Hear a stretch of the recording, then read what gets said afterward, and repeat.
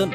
Dile tıkılsıp bokulsup oynayar çağılar köçede ve oynayar günlerim. Bu durmuşun boynunu yoğun tutar işin düştü günlerim. Dost günler düşman bilinmez o tiplerde bezlerim. Böyle sesli urya arka goriplerim. Kurtarılım bu yollarım demirli dikenlere olum şagal gelişen o erkekliğe. Kevr yerde gelişir uzun etek metlige. Gergeri inanma birden kopar taşları. Bir enede çağız için döktü göden yaşları. Başları gıdıklı bu yazan bir tamam aydınlamda yer almak. Bir can okat romantiğim fikirleri sepleyat. Yoğur dire garantiyem goratiyler olurum köçede. Bilsin nap ebed oldu işte yöre. Deşildi mi bu corap cüvide bulum yok mu gideli yeni yöre. Bu karanlık yollarım ayrı ayrı selcereli önleri. Görün yok paldı hirbi sözleri düzleri dağları. İşte giden benim için bu yollarım uzak olur tüyölü bir kervan için her gün için bu durmuşta yak yasam sıraları. Aydınlar misalı tut derde düşen yaraları tepeli.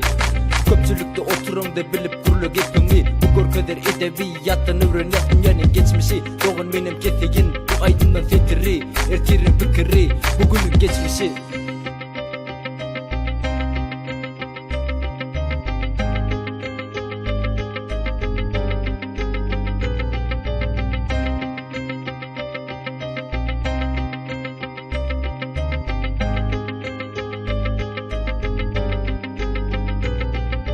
Keseli diyen yönü kutarın o fikirler. Ertir belki geç olur yazmak için fikirler. Doğançık neredesin bana bir fikir ver. Asmanda gösterilir yakılın bu zaferler. Ölümü gördüm deyip her günümde seferler. Eserler yaz yanım bulum tarih bozun deyip yeni pulu ılgayar. Bulum köp olsun deyip dolsun deyip karaş yaz. Bizim bugünkü iş saat meni soranlarım bolsa. Men sağ salamayt olayım zağalın doğanları.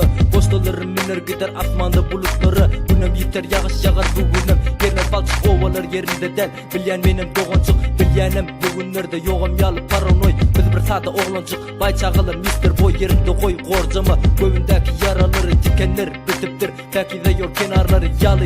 Yok yalan niyetli arası yakınından ayrılmak. Çağa yalı neresi bir hası benim yeni setirden gideyim. Erkek güneş görmek için bugün yerden yatayın.